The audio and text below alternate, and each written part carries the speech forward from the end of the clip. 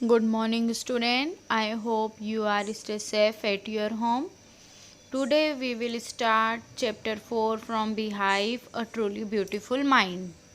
ये चैप्टर जो है एल्बर्ट आइंस्टीन की लाइफ से है, उनके चाइल्डहुड से है, बचपन से लेकर उन्हें जो भी नोबेल प्राइज़ मिले हैं उनका डिस्क्रिप्शन किया गया है। उनकी लाइफ में उन्होंने क्या क्या अचीव करा है उसके बारे में बताया गया है। और स्टार्टिंग में इसी के साथ स्टार्टिंग में हम ये देख रहे हैं कि उनका जो लाइट है, motion of particle, electrodynamic of moving body, energy, space and time आदि उनके अचीवमेंट जो उन्होंने प्राप्त किए हैं, उन्हें नोबेल पुरस्कार मिला हुआ है। और आइंस्टीन का सिनोनिम्स हो गया है जीनियस, या हम उन्हें जीनियस कहें या आइंस्टीन कहें, बात एक ही है। 50 ईयर्स आफ्टर हिज डेथ के उनके 50 साल बाद भी अभी भी उनके जैसा जीनियस अभी तक हमें नहीं मिले। अब हम स्टार्ट करते हैं chapter. Albert Einstein was born on 14 March 1879 in German city of Ulm. Albert Einstein का जो जन्म है वो 14 मार्च 1879 को जर्मनी के उल्म नगर में हुआ था। Without any indication that he was destined for greatness. Destined for greatness का मतलब है fixed beforehand that he will be great. उनके भाग्य में महान बनना तय है। बिना किसी इंडिकेशन के किसी को भी यह नहीं पता था कि उनके भाग्य में महान बनना पहले से ही तय था। On the contrary his mother thought Albert was a freak. To her his head seemed much too large. इसके विपरीत जो उनकी माँ थी वह यह सोचती थी कि एल्बर्ट अन्य बच्चों से भिन्न है और उसका सिर कुछ अलग ही बड़ा दिखता है। फ्रीक मीन्स होता है आपको पास में ही दिख रहा है राइट हैंड साइड पर, मीनिंग कि ऐसा पर्सन जो दूसरे पर्सन उसके बिहेव से बिल्कुल उसका अलग रहता है, उसे कहते हैं freak. At the age of 2.5 Einstein still wasn't talking. 2.5 साल की उम्र के बाद भी आइंस्टीन बोल नहीं पाते थे। When he finally did learn to speak he uttered everything twice।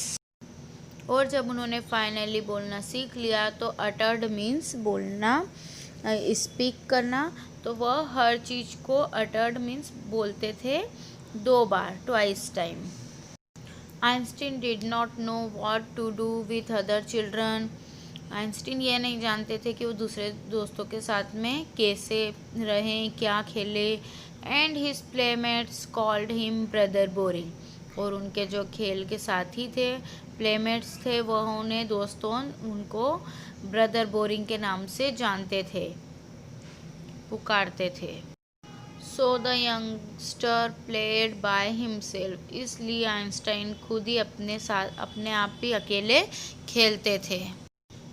He specially loved mechanical toys. वह मैकेनिकल टॉयज़ उन्हें बहुत ज़्यादा पसंद थे। Looking at his newborn sister Maza, he is said to have said, "Fine, but where are her wheels?" और उनको mechanical toys इतने पसंद थे कि जब उनकी न्यूबॉर्न सिस्टर को उन्होंने देखा, माजा को, तो उन्होंने कहा हाँ सब कुछ तो ठीक है पर इसके व्हील पहिए कहाँ हैं। ये थोड़ी सी हंसी की बात है हमारे लिए, लेकिन वह हर चीज़ को टॉयज़ के रूप में इसे देखते थे तो उन्होंने उसको भी टॉयज़ ही समझा। हम यहाँ पर एक स्टोरी बताई है। Otto Neugebauer the historian of Asian mathematics, पुराने प्राचीन मैथमेटिक्स के इतिहास में उन्होंने कहा था story about the boy Einstein that he characteristics as a legend. क्योंकि उनके जो लक्षण हैं वह बॉय जो आइंस्टीन के हैं वह एक लीजेंड के रूप में दिखाई देते हैं। But that seem fairly authentic, means यह बहुत सही प्रतीत होती है। As he was a late talker, जैसा कि हम सभी जानते हैं कि वो लेट टॉकर थे, बहुत साल बाद उन्होंने बोलना स्टार्ट करा था। हिज पेरेंट्स वर वरीड, वो उनके पेरेंट्स जो थे वो चिंता में थे। At last at the supper table one night he broke his silence to say the soup is too hot. Finally उन्होंने खाने की टेबल पर एक रात को उन्होंने अपनी चुप्पी तोड़ी। जो वो बोलना नहीं बोलते थे उन्होंने बोलना स्टार्ट करा और कहा सूप अधिक गर्म है। Greatly relieved, his parents asked why he had never said a word before. यह सुनकर उनके पेरेंट्स को चैन की सांस मिली। उन्होंने कहा कि तुमने पहले क्यों नहीं एक भी वर्ड आज तक बोला था इससे पहले। Albert replied because up to now everything was in order. Albert ने रिप्लाई किया इससे पहले सब कुछ ठीक था। A headmaster once told his father that what Einstein chose a profession wouldn't matter. Profession means occupation, व्यवसाय। wouldn't matter means it would make no difference, इसमें कोई अंतर नहीं पड़ता। एक बार एक अध्यापक ने आइंस्टीन के पिताजी से कहा कि आइंस्टीन चाहे कोई भी व्यवसाय चुन ले, इसमें कोई अंतर नहीं पड़ने वाला।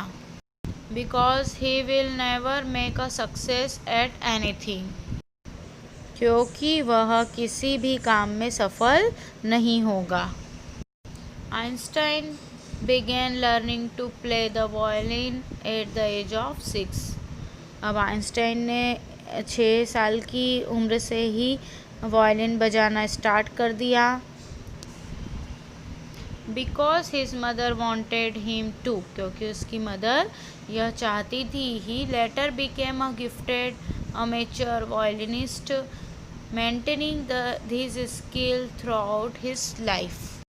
Amateur means one who cultivates art for pleasure's sake, जो कि पेशेवर न हो। Maintaining skill means keeping a practical ability, कौशल कायम रखना।